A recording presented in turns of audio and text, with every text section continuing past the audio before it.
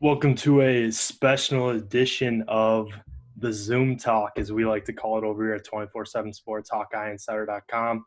Special guest here on the show with us is new Iowa commit Arland Bruce, the three-star athlete out of Olathe North in Kansas. Arland, how you doing today, my man? I'm good, bro. How are you doing? Doing well. Hopefully we don't get another commit during this Zoom. The last time we did it, you I committed know. right during it, so we had Yes, to sir. scramble for stuff. But first of all, we just want to say congratulations on that. That's pretty big. I know it's a long process for you. So kind of go through the recruiting process. Let's go from, I don't know, maybe the first offer you picked up being Iowa State, right? That was the first one? Yeah. Yeah. Gotcha. So kind of go through that, and then maybe kind of just go through your recruitment in general, how it kind of all came down to being Iowa. Yeah. Okay. So my sophomore year, I picked up like a few community college offers, and then say December of my junior year, I picked up an offer from Iowa State, and then I want to say Coach Copeland came and visited me later that week or the next week. Mm-hmm. We talked a little bit, and he wanted to get me on campus so I could check it out.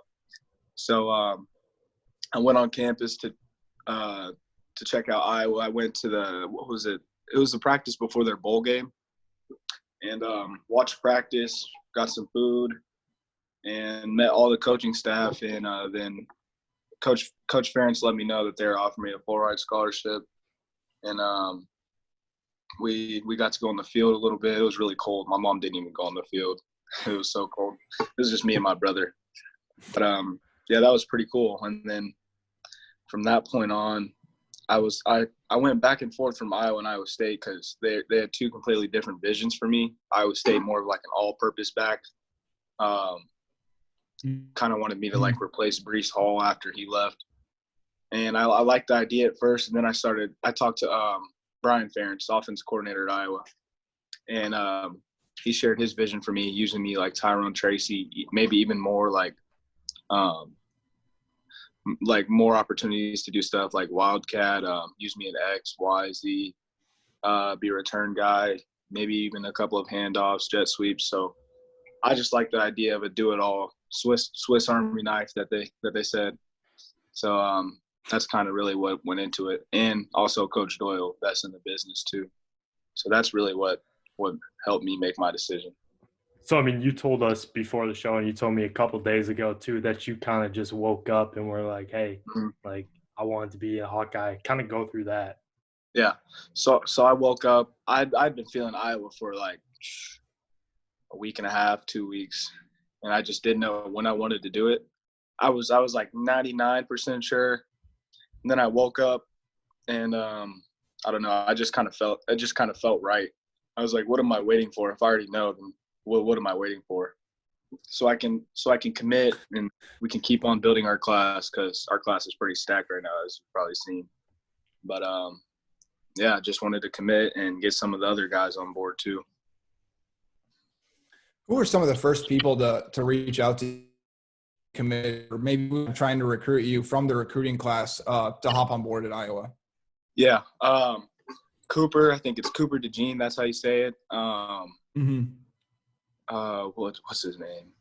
Oh, Coach Copeland got me in contact with Tyrone Tracy like 2-3 weeks ago. So that also helped too. I've been talking to Tyrone for a while, asking any questions I needed answered. He had an honest answer. He said, "I'm gonna give you the truth. Anything I say stays between us." So that was pretty nice. Who else did I talk to? I can't remember. There's a whole lot of guys, but a lot of them were trying to get me on board. I can't remember all of them. Talk about when, you obviously had a tremendous junior season in Kansas. I mean, the numbers, I think, speak for themselves. But when people describe you as a football player, what do you think you bring best to the table? Yeah, I think I can play anything. I bring a lot. I bring a lot to the table. Whatever they need me at, I can do it. Whether that's running back, receiver, even throw a couple of balls, return. I just feel like wherever I'm needed, I can do my best at anywhere on the field. So you played quarterback this year, for your high school team? And was it, I think Coach McCartney said you played freshman year too, right? Yeah, just So a little bit.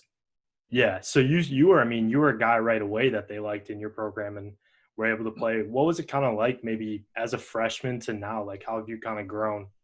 Yeah. So obviously I've since freshman year, I put on 20 pounds. So obviously that helps a lot, really with speed, vision. Because when I was a freshman, they didn't really give me a chance to the third or fourth game of the season. And the first time I went in, I played receiver. And then they kind of transitioned me to running back and then basically a wildcat quarterback. So I think as time has gone on, I've got more experience. It's gotten I don't want to say easier, but I don't know. I don't know the word, but it's definitely been I've gotten more experience, so it's definitely helped a lot.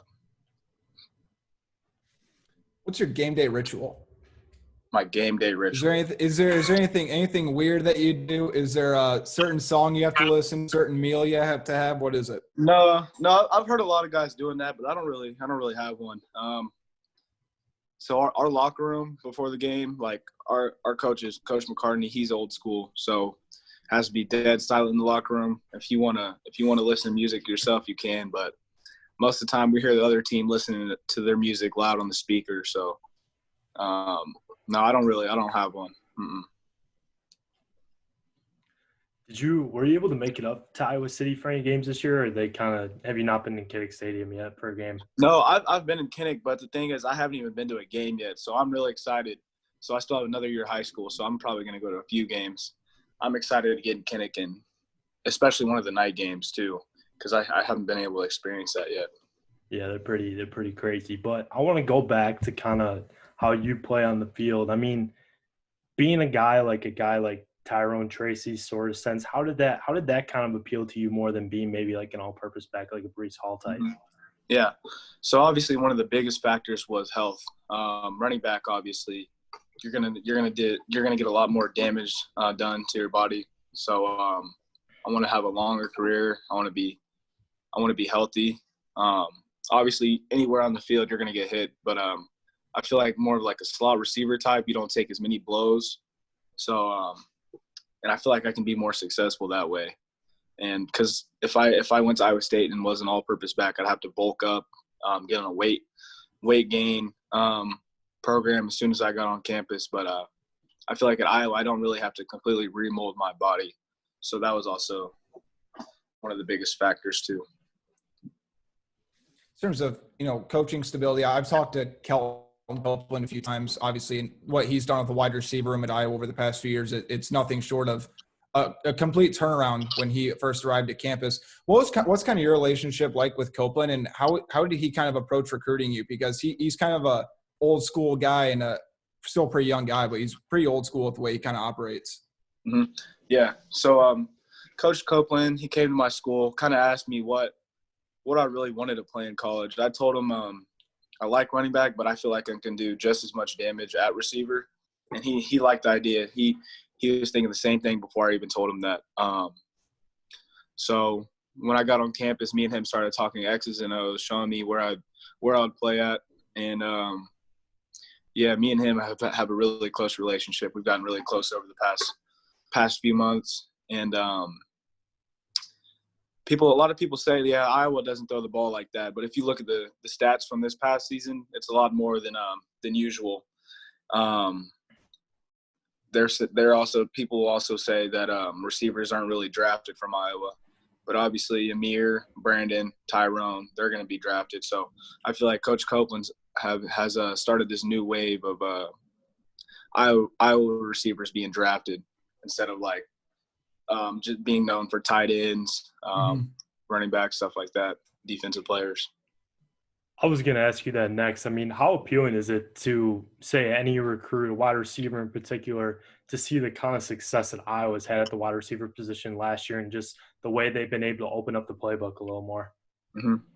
Yeah, that's been really exciting. I can't tell you how many times I've watched their game versus USC and just been excited because a lot of the coaching staff has been saying that's a big example of how they're going to play all next season.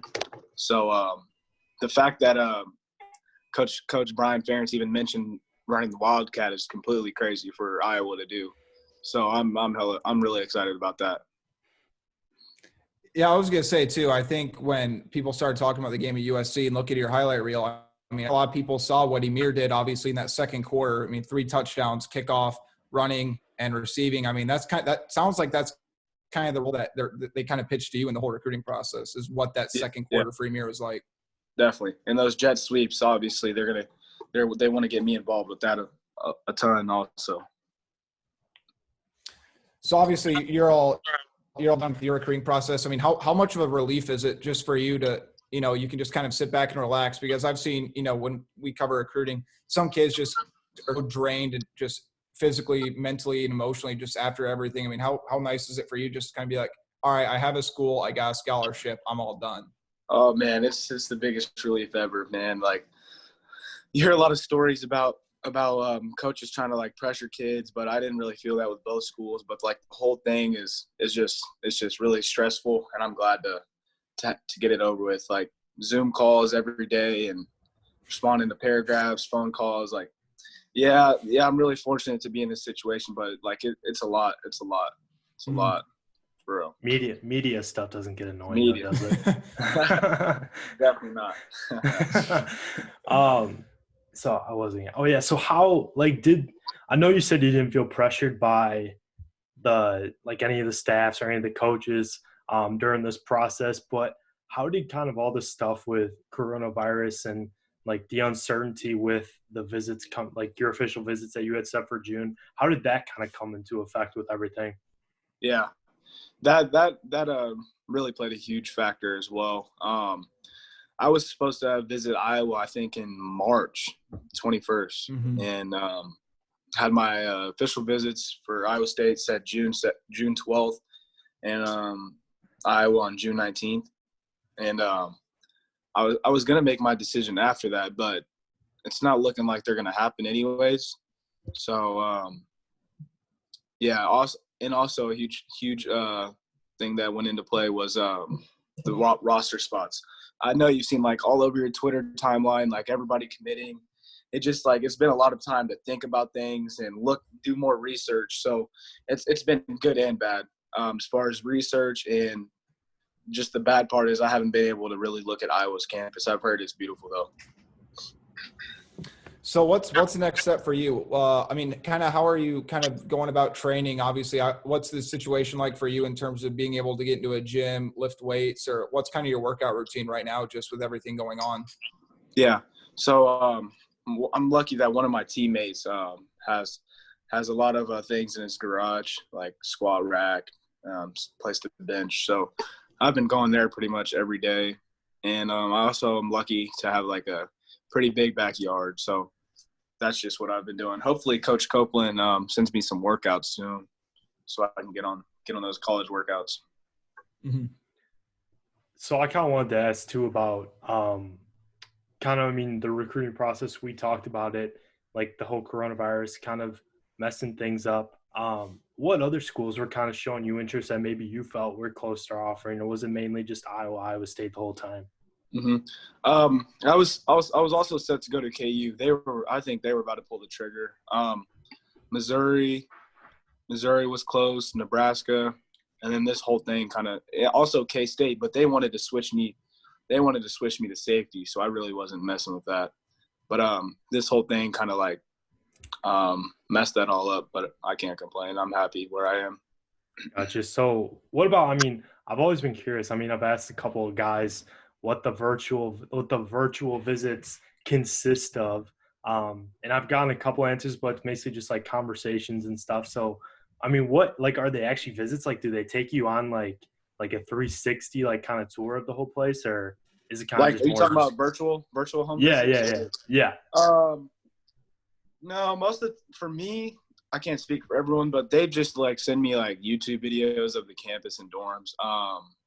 Since I really haven't seen the dorms, head recruiter Tyler Barnes was trying to he's going to FaceTime me and show me the dorms, see if he could get access to that. I think he's going to do that pretty soon. But mainly just the virtual home visits, just talking with most of the staff and just kind of they're asking what I'm thinking, things like that. Like that's what I did with Iowa State, but I didn't really have like a home visit with Iowa. I kind of just talked to each of them separately.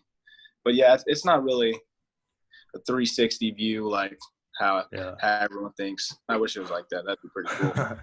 Hey man, Peterson, where you're probably staying next year. That's a nice place. I didn't stay there freshman year, but I stayed in Catlett, and that was good enough for me. But it's a good campus. I'll tell you that. Yeah, definitely. So what's up next for you? I mean, obviously you guys are still trying to, like you said, you guys feel really good about the class you have right now. I mean, obviously it's top 10 by us right now, but who are some guys that you're going to try to go after, or are you just going to take more of a backseat role and not try to play recruiter? Yeah, I'm not gonna lay off. I'm definitely trying to get Brody and Skyler for sure. I can't remember his name. I just talked to him yesterday, but there's so many recruits. He lives in Nebraska, I think. Oh, Keegan. Yeah, Keegan. Trying to get him too. So it was all four of us. That'd be pretty cool. I mean, you guys, that'd probably be one of the best wide receiver recruiting classes that Iowa's had. So yeah, definitely. Probably and best. also, I think his name is it Thomas? Thomas Fedoni. Yeah. Trying to get him on board too. Yeah, that would be kind of crazy. I mean, to see that kind of – I mean, because Fedoni is our number one tight end in the country. So just to have that class, Dave, can you think of maybe a class that had that many options in the receiving core? Not that had in terms of potential and the pure just talent aspect, probably not. I mean, it's also tough to gauge that too, because you can look at TJ Hawkinson was a low 3-star when he came, when he got to Iowa. Noah Fant was a mid 3-star when he came to Iowa. And it's impossible to kind of predict what those guys ended up doing. Right. But in terms of just pure talent, in terms of stars and potential, I mean, at least not in Kirk Ferentz's time. It definitely before, the rankings era even really started. Right. And I want to ask you about this because, Arland, your school has had some pretty good success with NFL guys here in recent years, most notably Isaiah Simmons from Clemson getting drafted. You sent me that picture not too long ago of what our Isaiah said to you. So kind of talk about your relationship and kind of how your school has really turned into maybe like an NFL factory in a sense. Yeah. So our school is one of the oldest Olathe schools. So we've been producing a lot for a while. Like we have like 7 or 8 state championships. And I think the difference with us is probably just like our weights program. And guys like Isaiah, he came in at like 140 pounds, left at like 210, then gained like 30 more pounds at Clemson. So I think Coach McCartney definitely knows what he's doing in that aspect. But I've talked to Isaiah just a little bit. I've talked more with Darren Sproles more than anything. Right. Because we play the same position. He's been like the biggest role model and mentor for me. I actually like have his cell phone number, so I can text him anytime. I was actually talking to him about my decision, and he was telling me to make it before my senior season, so I can just be focused and not be stressed all throughout that. So he helped me a lot during that, definitely. That dude's a cheat code in Madden. Oh yeah. Stupid. Yeah. How it seems like how just nice is it for you? I mean, just kind of your class in general. It seems like the alumni are so connected about the program, or still so passionate about it. They don't really lose kind of the roots. I mean, how just nice is it that you kind of have those outlets and those guys who have been in your shoes that have gone on to do what you ultimately want to do? Yeah. It's crazy because you see, like, you hear a lot of stories about people forgetting where they came from, but I feel like in Olathe that doesn't really happen, especially like at Olathe North. Just they come back to the games. Isaiah comes back to 2-3 games every year. Sproles comes back and he visits like every Olathe middle school, high school, and stops by and says hello to all his teachers and everything. So it's just a really good resource. It's just a really good resource to have all them come back. So, I mean, you won, we talked about your junior year earlier, but you won a big award. What is it? The Thomas A. Simone Award, if I'm pronouncing that right. Thomas A. Simone, yeah. Yeah, where that trophy's like, it looked almost bigger than you in that picture. Yeah. So, I mean, what was it kind of like to win that? Oh, yeah, it was crazy. So it goes out to the KC Metro's top player, and I think I was the 7th winner. I think Sproles won it before. Mm-hmm. My dad was like the first winner in 1995. But yeah, that whole thing is crazy. It's like a whole assembly, like your whole school at the winner, whoever wins it, it's at their school. The media is there, and your whole school goes in and watches. 41 Action News, like every media news outlet there is. There's also awards for like the best receiver, best defensive lineman, and best small class player. So yeah, it's just pretty cool because there's like literally thousands of people in one gym. It's like it's really packed, and it was just really cool. Yeah, I mean, it looked like the picture I saw looked like you were on like a king's like chair or something. Because I mean, it was high raised and everything. It seemed really awesome. Seemed pretty crazy in there. Yeah, trying to win it again too. Yeah, you seem like you're in good position for it. Yeah, I hope so. So, Sean, you got anything else? No, I don't. I did not. Arland, man, thank you again for coming on. We really appreciate it. Probably do this again sometime, maybe during your junior season or after or whatever. But Senior, hey, man, Sean. Senior? Oh shoot, yeah. Dude, I'm not cutting that part out either. Yeah, Arland, you can drop your Twitter and Instagram, so I mean people can follow you and find you. Yes, sir. A. Bruce IV. Gotcha. That's both of them? Yeah, that's everything. Gotcha. Hey, man, Arland, really appreciate it, man. Thanks again for coming on. No problem. Thank you. Yep. Hey, thank you, man.